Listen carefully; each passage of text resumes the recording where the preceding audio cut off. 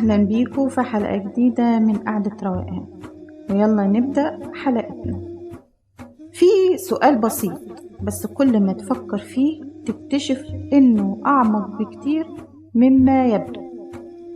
ليه كل الناس اللي اتفرجت على فيلم تايتانيك اتأثرت بدموع روز وهي سايبة ايد جاك بيغرق؟ وليه عيطوا لما سمعوا موسيقى النهاية؟ بس ولا حد فيهم افتكر الركاب التانيين اللي ماتوا في البحر، ولا الطفل اللي كان نايم جنب أمه في الدور التحتاني، ولا الراجل العجوز اللي غرق وهو ماسك في ايد مراته. ليه اتعاطفوا مع 2 بس من بين أكتر من 1000 إنسان؟ وطبعا الجواب مش عاطفي، الجواب نفسي وسلوكي واجتماعي كمان، وده اللي بيسموه في علم النفس تأثير تسليط الضوء. بس قبل ما نشرحه خلينا نرجع خطوة لورا. تايتانيك كانت مأساة حقيقية سنة 1912. أكتر من 1500 إنسان ماتوا، واللي نجي عدد بسيط جدا. بس في الوعي الجمعي لما نقول كلمة تايتانيك محدش بيشوف السفينة ولا الركاب ولا حتى الكرسي. الناس بتشوف وشين بس، جاك وروز. ليه؟ لأن السينما قررت كده. الكاميرا وجهت الضوء عليهم، والموسيقى اشتغلت لحظتهم، والسيناريو خلى كل مشاعرنا تتجمع في قصة حب واحدة، ونسي إن حوالين القصة دي آلاف القصص التانية، ويمكن أصدق ويمكن أوجع. وده اللي بيحصل معانا كل يوم من غير ما ناخد بالنا. العالم بيختار يسلط الضوء على قصة معينة، فتتحول من مجرد حدث لقضية، ومن مجرد شخص لرمز. زي لما يحصل حادث كبير بس الإعلام يركز على شخص واحد فيه، الناس كلها تبدأ تتكلم عن الشخص ده، يتحول لبطل أو ضحية أو رمز، والباقيين كأنهم ما كانوش موجودين. الضوء مش دايما بيوصل للكل، بس اللي بيوصل النور ليه هو اللي بيتشاف، ودايما بيورينا إن الاهتمام مش دايما مراية الحقيقة، لكن مراية الاتجاه اللي تسلط عليه النور. لو فكرنا شوية هنكتشف إن حياتنا كلها متأثرة بتأثير تسليط الضوء، مش بس في الإعلام لكن في العلاقات كمان.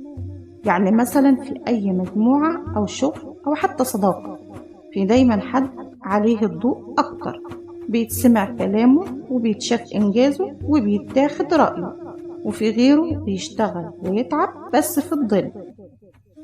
الضوء بيدي وجوه، بس اللي بيتحرم منه بيحس كأنه مش باين، كأنه مش محسوب، وده بيسيب عند ناس كتير شعور باللا جدوى أو الغيرة أو حتى الانطفاء. الجميل بقى إن تأثير تسليط الضوء مش دايما خارجي، في كمان نسخة داخلية منه. أوقات كتير إحنا اللي بنسلط الضوء جوه نفسنا على جانب واحد بس، على فشل أو على خطأ أو على ذكرى معينة، وننسى باقي الحاجات اللي جوانا. بنفتكر إن الناس كلها شايفة نفس النور ده اللي شايفينه على نفسنا، لكن الحقيقة محدش واخد باله غيرنا. العقل بيكبر كل حاجة نحط عليها الضوء، وده اللي بيخلينا نحس إننا مركز الكون في لحظات معينة، سواء بالحلو أو الوحش. اتخيل كده لو الفيلم كان صور حياة راكب تاني، مش روز وجاك، واحد فقير من اللي كان في القاع بيحلم يعيش بس مات من البرد. هل كنا هنعيط عليه بنفس الطريقة، ولا كنا هنشوف فيلم تاني وننسى؟ الموضوع مش عنهم بس، الموضوع عن احنا بنتعاطف ازاي ومع مين وليه. الضوء بيخلق مشاعر، بيصنع رموز، وبيوجه القصص اللي بنتأثر بيها، وده بيفتح باب كبير جدا. لو الضوء بيتحكم في تعاطفنا، يبقى احنا محتاجين نراجع احنا بنتأثر بإيه وليه. مين اللي اختار نحس، احنا ولا الكاميرا؟ العنوان اللي على الشاشة ولا الترند اللي بيطلع على السوشيال ميديا. كل مرة نحس فيها إن قضية معينة ملت الدنيا، اسأل نفسك، هل دي أهم قضية فعلا ولا بس الضوء اتسلط عليها أكتر من غيرها؟